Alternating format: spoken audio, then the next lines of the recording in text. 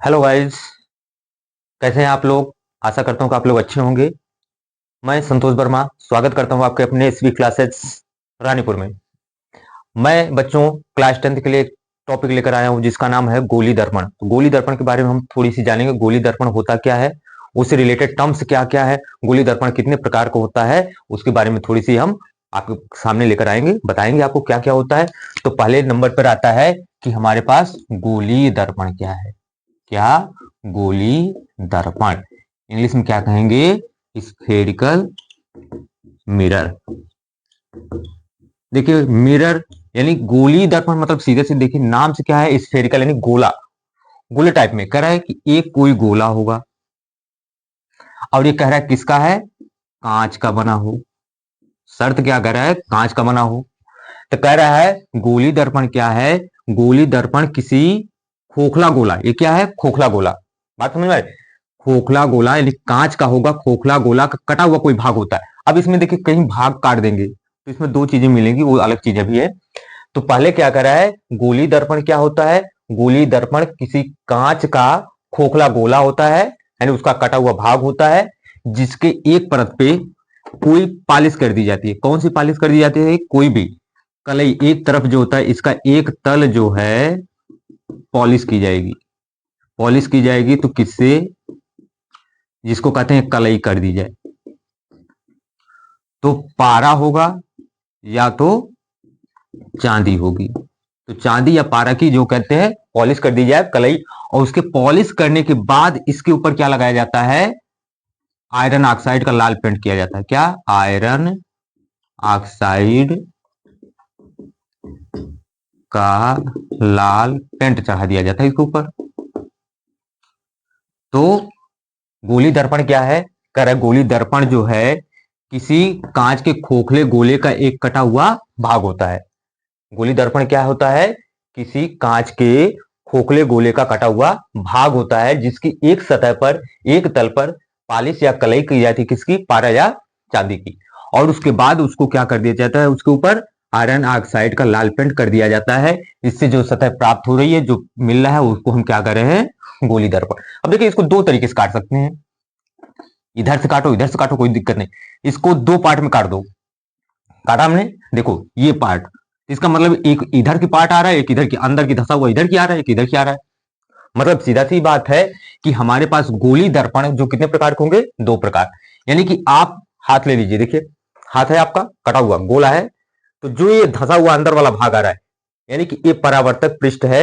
यानी कि प्रकाश परावर्तक पृष्ठ का मतलब क्या हुआ? प्रकाश किरण यहां से टकराएंगी, टकरा के वापस किसी दूसरे दिशा में जाएंगे। तो ये कटा हुआ भाग आपका जो इस तरह है, देखिए ये वाला भाग जो आपका अगर इस तरह का भाग परावर्तक पृष्ठ हो रहा है तो उसको हम क्या कहेंगे? दो तरीके का हम बना दे रहे हैं। पहले ये एक बाहर की तरफ हम पॉलिश कर दे रहे हैं और एक अंदर की तरफ। ये जहां से जो पॉलिश नहीं की गई है यहां से इसको बोला जाता है परावर्तक पृष्ठ। परावर्तक पृष्ठ। और दर्पण हमारे परावर्तन के ऊपर डिपेंड करेगा, परावर्तन के सिद्धांत पर कार्य करता है। यहां पे ये वाला भाग जो पॉलिश नहीं की गई इसको बोलेंगे परावर्तक पृष्ठ। तो प्रकाश किरणें इसका मतलब यहां से टकरा के इधर दिशा में जाएंगी, इसमें टकरा के इधर जाएंगी।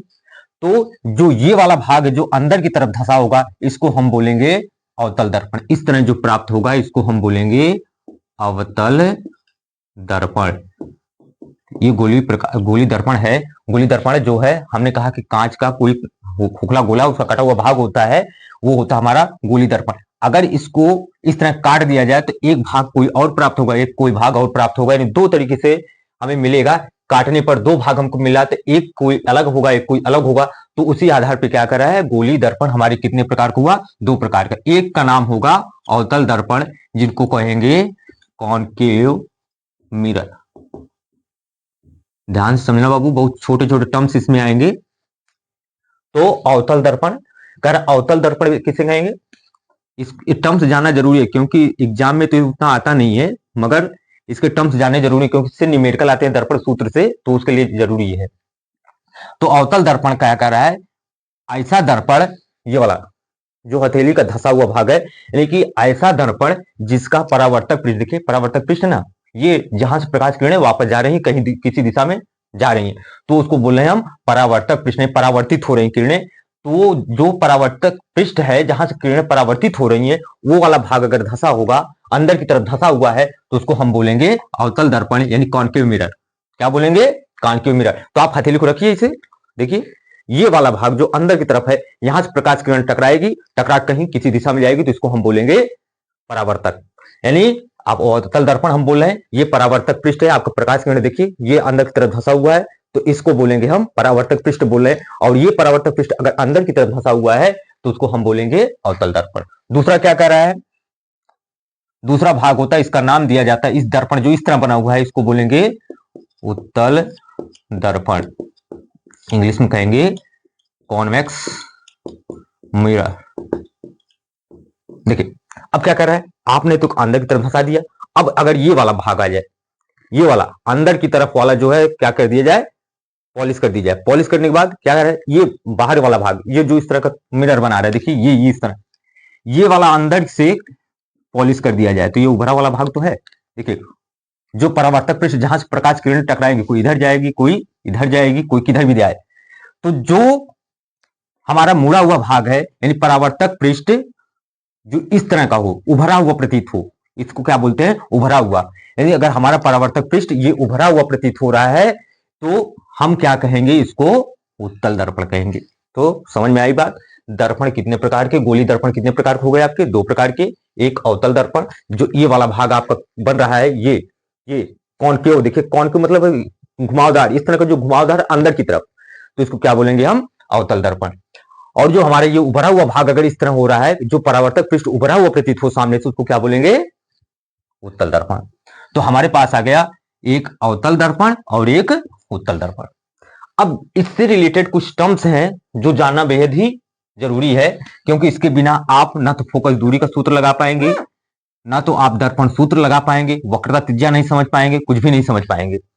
तो इसके बारे में आप जानिए कि गोली दर्पण क्या होता है। गोली दर्पण क्या है? किसी कांच के खोखले गोले का कटा हुआ भाग होता है, जिसका एक पार्ट जो है, एक पोर्शन या एक तल, एक सतह जो है पॉलिश की जाती है, किससे?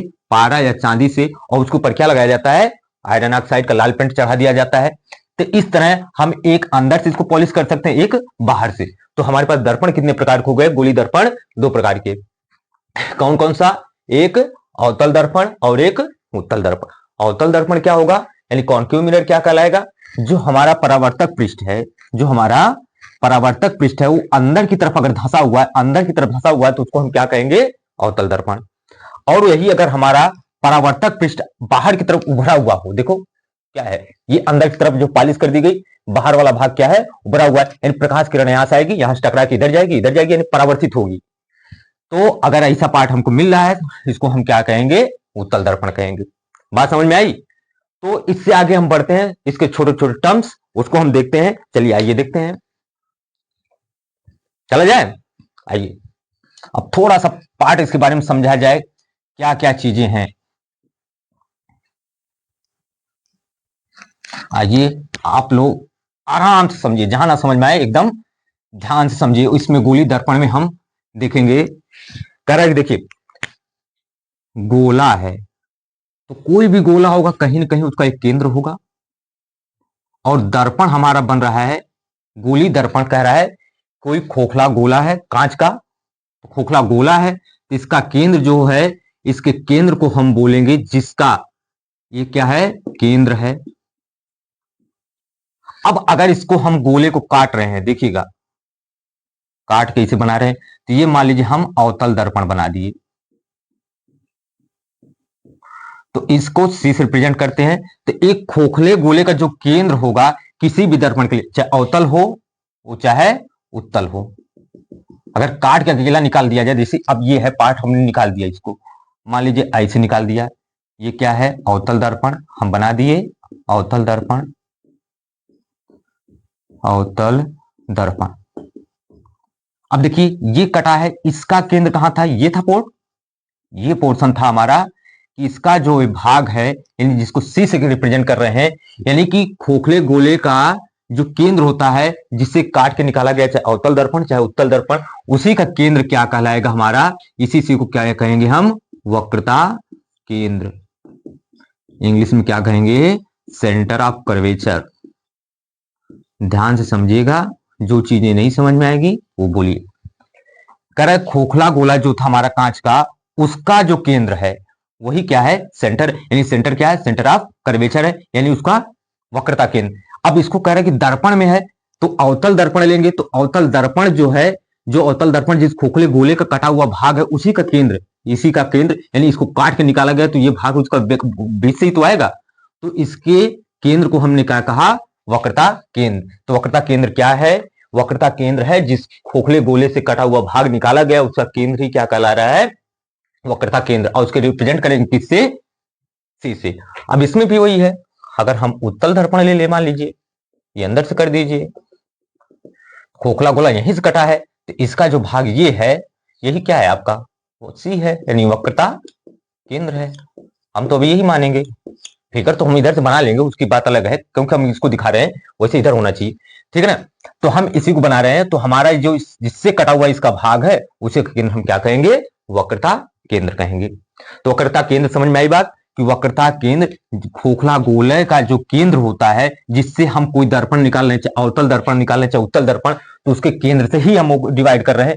तो जो केंद्र है इसका खोखले गोले का, उसी का केंद्र ही जो है इस अवतल दर्पण के लिए भी, उत्तल दर्पण के लिए भी क्या कहलाएगा, वक्रता केंद्र आएगा, ठीक है ना। और दूसरी बात समझ में आई कि अच्छा इसको अगर वक्रता केंद्र हम कह रहे हैं, ये पार्ट हमने ऐसे बना दिया, इसके लिए भी ऐसे, तो यही केंद्र दोनों के लिए है, इधर से काट दिया गया, इधर से काट दिया गया।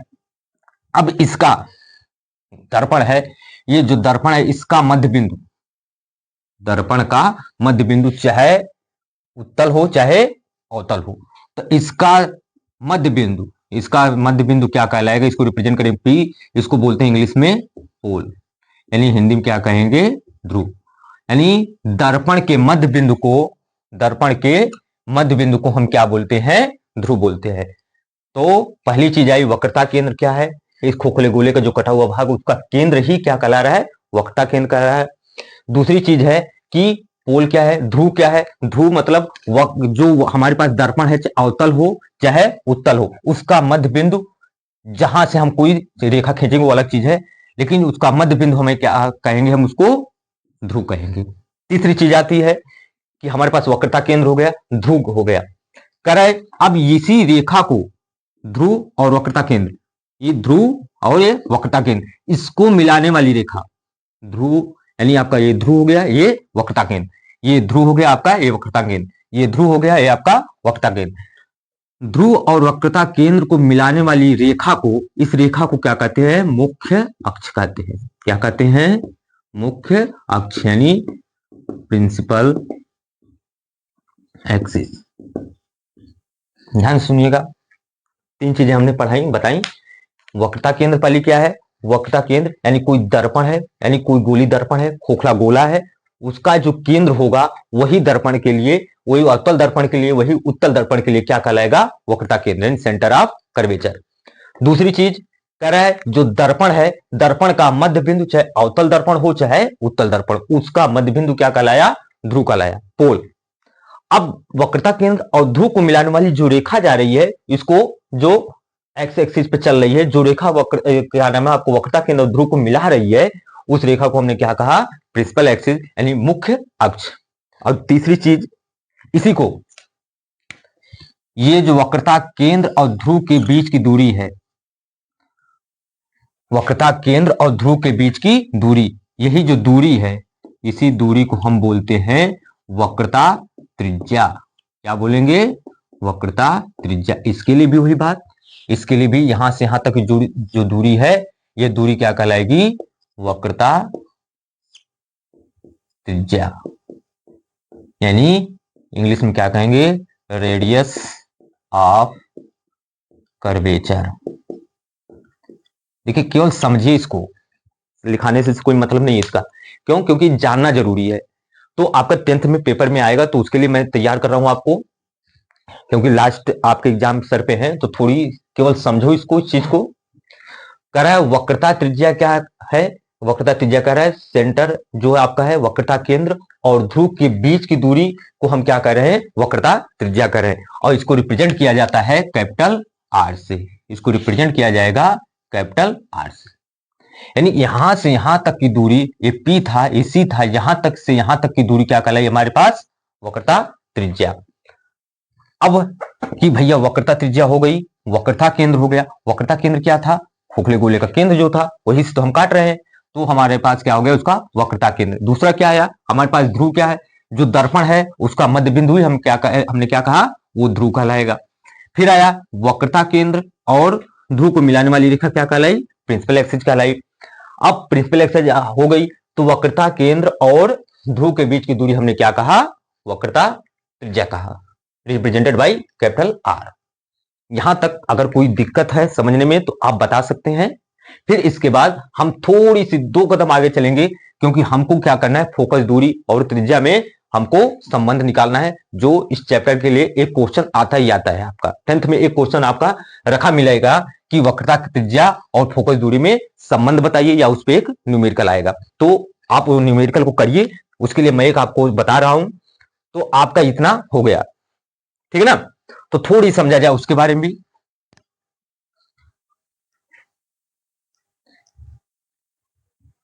हम ले रहे हैं, मान लीजिए फोकस दूरी, फोकस दूरी के बारे में हम समझेंगे। उसके लिए हम बना रहे हैं एक अवतल दर्पण। क्या हमने बनाया, ये क्या आपका अवतल दर्पण। ध्यान सुनिएगा, अवतल दर्पण, ये मान लिया हमने क्या है, खोखले गोले से कटा हुआ भाग, ये दर्पण का क्या कहलाया, वक्रता केंद्र। इसका मध्य बिंदु क्या कहलाया, पी यानी ध्रुव। यहां से यहां तक के बीच की दूरी क्या हो गई, कैपिटल आर यानी वक्रता त्रिज्या। अब कह रहा है इस मुख्य अक्ष के समांतर जितनी भी किरणें दर्पण से टकराएंगी, यानी कि हम देखिए बना रहे हैं, तो मुख्य अक्ष के समानांतर प्रकाश किरणें दर्पण से टकरा के इस प्रिंसिपल एक्सिस से वापस जिस बिंदु से होकर जाएंगी, मान लीजिए यह है क्या, प्रकाश की लड़ाई। इस जो प्रिंसिपल एक्सिस है, जो मुख्य अक्ष है, मुख्य अक्ष के जिस बिंदु से होकर जाएगी, इस बिंदु को बोला जाता है मुख्य फोकस। क्या बोलेंगे, मुख्य फोकस। अब इस तरह उत्तल दर्पण में भी होगा, वो पीछे की तरफ जाएगी, तो पीछे की तरफ जाएगी तो उससे अलग हम बना देंगे। कह रहा है ये अंदर की तरफ है, इसका वक्रता केंद्र यहां पे है, ध्रुव यहां पे है, इसको यहां ले जाएंगे, प्रकाश किरणें आएंगी, ये तो इधर की निकल जाएगी, समानांतर आई इधर निकल। लेकिन पीछे की तरफ अगर इसको बढ़ाकर देखा जाए तो ये जिस बिंदु से होकर जाएंगी, जैसे यहां पे था, यहां पे आप करेंगे ऐसे जाएंगे तो ये ऐसे जाएगी, ठीक है ना। जिस बिंदु पे भी ये दोनों आपस में कट करते हुए जाएंगी, वही हमारे क्या, ये देखिए इसमें क्या हो रहा है, प्रतीत हो रहा है, इसमें प्रतीत हो रहा है वापस आ रही है। पीछे की तरफ ऐसा प्रतीत हो रहा है, पीछे की तरफ एक दूसरे से मिल रही है, क्या है, ऐसा होता है उत्तल दर्पण में। ऐसा किसमें होगा, उत्तल दर्पण में। ये कंडीशन आएगी अवतल दर्पण में।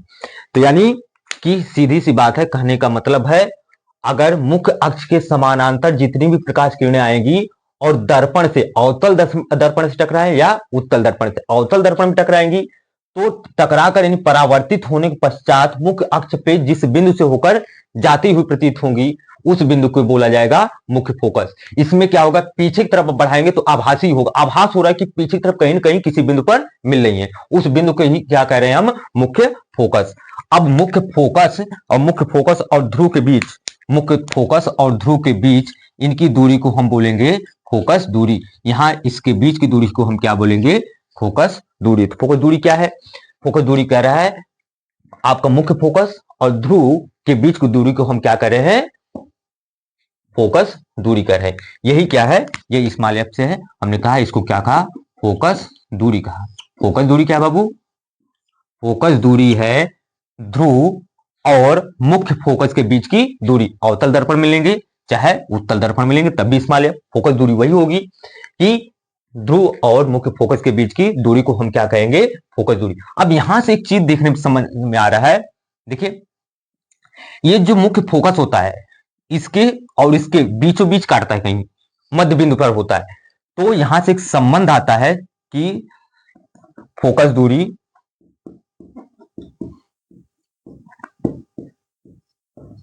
तथा वक्रता त्रिज्या, क्या कहा हमने बाबू?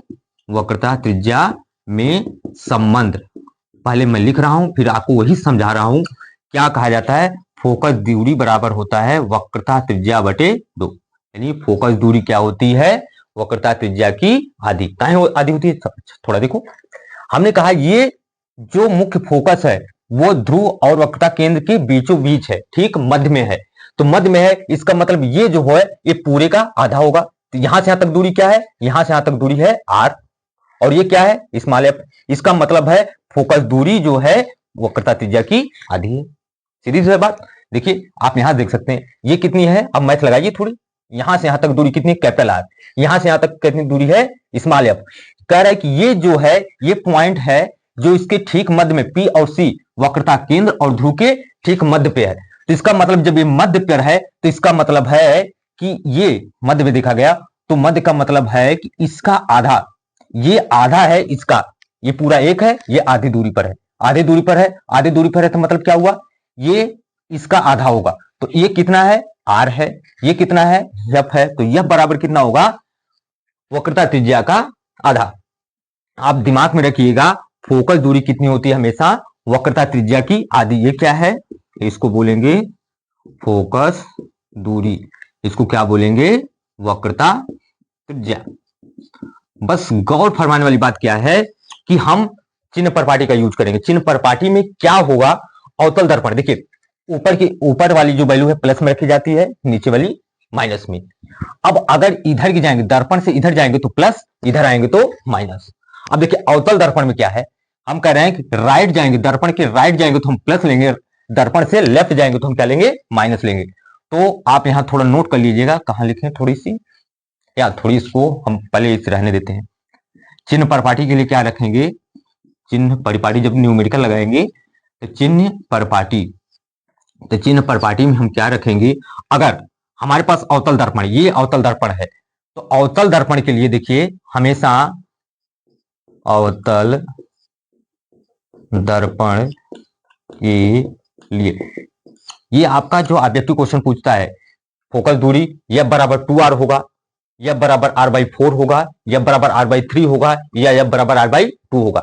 ये क्वेश्चन या तो इसको घुमा कर कहेगा r बराबर 2f होगा, r बराबर f/2 होगा, r बराबर f होगा। तो आप देखिए घबराइएगा मत, आपके क्वेश्चन आएंगे ऑब्जेक्टिव क्वेश्चन, क्योंकि 20 नंबर आपके ऑब्जेक्टिव रहेंगे कीबोर्ड में। तो संबंध क्या है? फोकस दूरी बराबर r/2, यानी फोकस दूरी वक्रता त्रिज्या की आधी होती है। तो चिन्ह परपाटी जब न्यूमेरिकल लगाएंगे तो उसके लिए अवतल दर्पण के लिए क्या होगा? हमेशा याद रखना f बराबर किस में लेंगे? माइनस लेंगे। देखिए दर्पण के लेफ्ट साइड तो माइनस, वक्रता त्रिज्या ये भी लेफ्ट साइड में, ये भी क्या होगा? माइनस। तो जो चीजें दर्पण के लेफ्ट साइड में होगी, जिधर से प्रकाश किरण आ रही है उसी की तरफ अगर हम दूरी नापेंगे तो हमेशा माइनस लेंगे।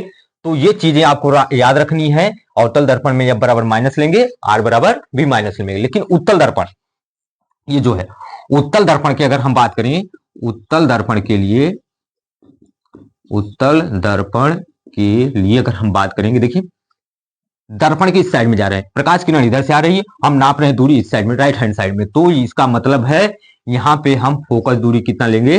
प्लस में, वक्रता त्रिज्या भी किस में लेंगे? प्लस में। तो दोनों चीजें याद रखनी है। फोकस दूरी क्या है? फोकस दूरी और वक्रता त्रिज्या में संबंध क्या है? फोकस दूरी बराबर r/2, यानी फोकस दूरी वक्रता त्रिज्या की आधी, या हम कह सकते हैं वक्रता त्रिज्या बराबर 2f। मल्टीप्लाई कर दो 2 × f, यानी वक्रता त्रिज्या कितनी हो गई? फोकस दूरी का डबल। अब यहां पे कर और चिन्ह क्या लेंगे? अवतल दर्पण के लिए फोकस दूरी हमेशा माइनस में रखेंगे, वक्रता त्रिज्या माइनस में रखेंगे। और उत्तल दर्पण में क्या करेंगे? फोकस दूरी प्लस में रखेंगे, वक्रता त्रिज्या प्लस में रखेंगे।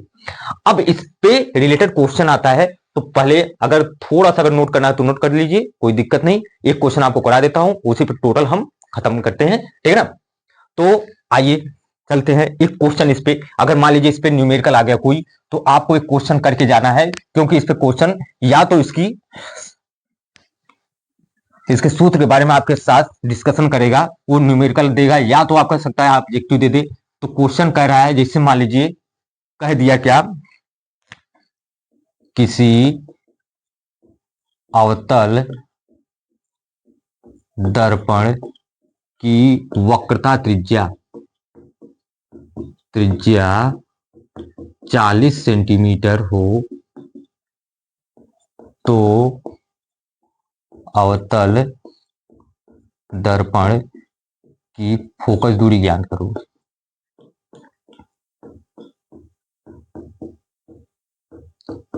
आइए देखिए, सबसे पहले दिमाग में क्या लगाने का तरीका समझो, नोट बनाएंगे वहां पे। पहले क्या है, हम दिमाग में रखेंगे अवतल दर्पण। तो अवतल दर्पण है तो पहली चीज इसमें हम याद रखेंगे, इसकी फोकस दूरी किस में लेना है, माइनस में। वक्रता त्रिज्या किस में लेना है, माइनस में। अब इसमें हम सूत्र लगाएंगे कि क्या है, दिया है, पहले क्या दिया है, लगाने का तरीका देखिएगा। दिया है क्या है, वक्रता त्रिज्या आर बराबर कितना दिया है, 40 सेंटीमीटर। अब देखिए हमने चिन्ह पर पार्टी क्या पढ़ा, आर किस में होगा, अवतल दर्पण है तो माइनस में। तो सूत्र क्या है, F equal to R by 2। तो इस हिसाब से F बराबर कितना होगा, माइनस का 40/2, 2 दूना 4 1 0, यानी 20 दूना 40। तो F बराबर किस में आएगा, माइनस में है, तो माइनस 20 सेंटीमीटर। यानी फोकस दूरी देखिए माइनस में आ रही है, इसका मतलब आपका उत्तर एकदम करेक्ट है, चिन्ह सही है।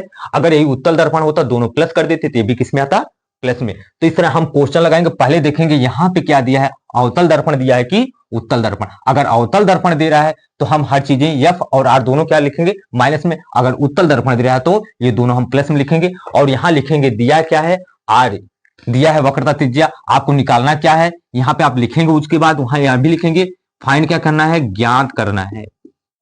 लेकिन नंबर लेना है तो पूरा लिखना पड़ेगा आपको। क्या ज्ञात करना है, आपका F हमको निकालना है, यानी फोकस दूरी। तो सूत्र हमारे पास क्या है, फोकस दूरी और वक्रता त्रिज्या में संबंध क्या है, F बराबर R/2। तो यहां से फोकस दूरी निकल जाएगी, R की वैल्यू 40/2, यानी माइनस में रहेगा, क्योंकि अवतल दर्पण है, काट देंगे, कटपिट करेंगे तो आपका आएगा 20 गुना 40, यानी कि आपका क्या आ गया, फोकस दूरी किसमें आ गई, -20 सेंटीमीटर। इस तरह आपका एक क्वेश्चन रखा हुआ मिलेगा, या तो ये संबंध पूछेगा या इस तरह का आपका क्वेश्चन दिया रहेगा। ठीक है, बात समझ में आ रही है ना, ओके, थैंक यू।